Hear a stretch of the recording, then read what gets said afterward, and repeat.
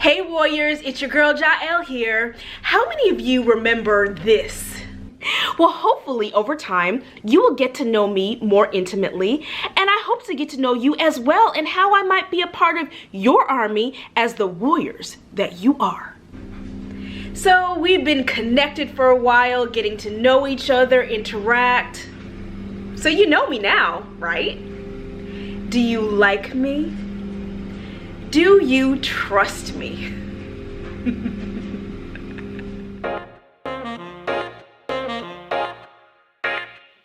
Greetings, warriors, and welcome to the War Room with Jael. And this is your host, Jael. A while ago, I read an article talking about the marketing concept of know, like, and trust as it relates to personal branding. And for those of you unfamiliar with this concept, it purports that your audience needs to know, like, and trust you in order for you or your business to be successful. And arguably, the like and the trust parts of this concept are tied to the know parts, because people need to know you, or at least know a little bit about you, in order for them to like and to trust you. And in real life, this makes perfect sense. Generally, your friends don't become your friends until they know you at least a little bit, and then they like and they trust you. People who are intimate with the authenticity of your personal brand have an advantageous position in your life because they possess firsthand knowledge of you in order for them to make their assessment.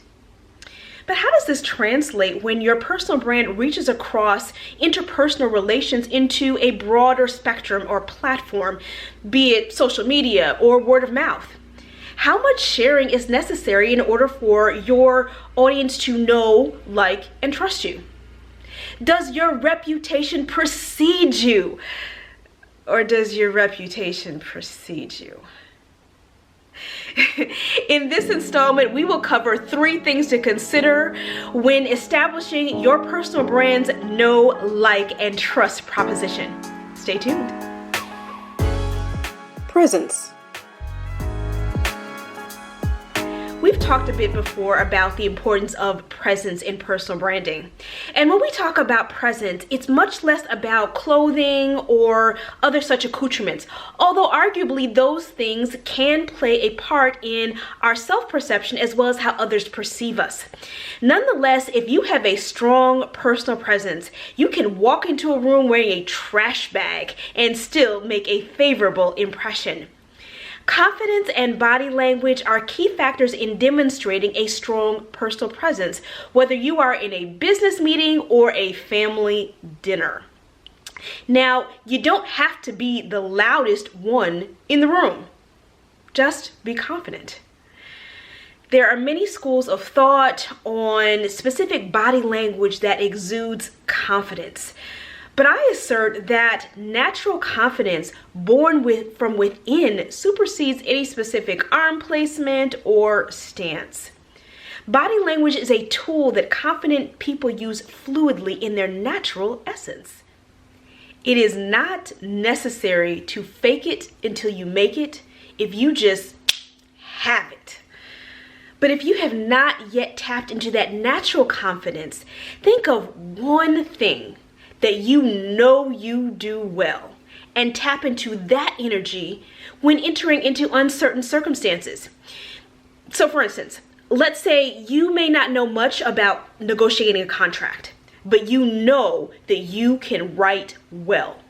Tap into that energy and bring it into the negotiation room. The energy of your presence attracts successful interactions. Chemistry. Sometimes when we think of chemistry, we think of love at first sight. Because chemistry is not something that can always be explained. It's a feeling or an intuition. You just know. And when it comes to our personal brands, there are those who will connect with us almost instantly, maybe because of our presence or the sound of our voice or even the kindness in our eyes or any number of things in all reality.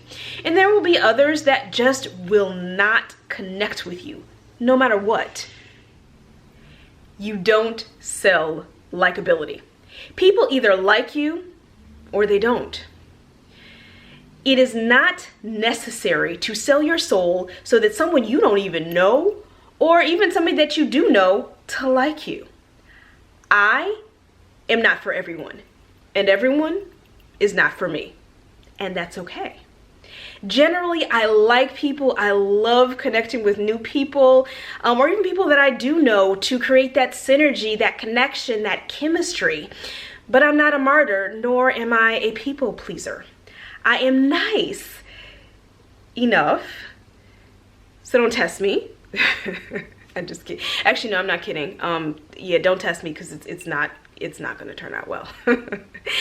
But I'm okay with someone not feeling me for whatever reason, and I'm not embarrassed to say that there are people that I don't necessarily care for. Sorry, not sorry. But let me be clear. We do not go around tearing others down intentionally just because we don't jibe with them. At least not in civilized and polite society.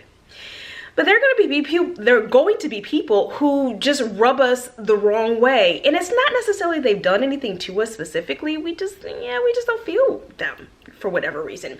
Just as there are going to be people who you have instant chemistry with, instant connection with at first meeting.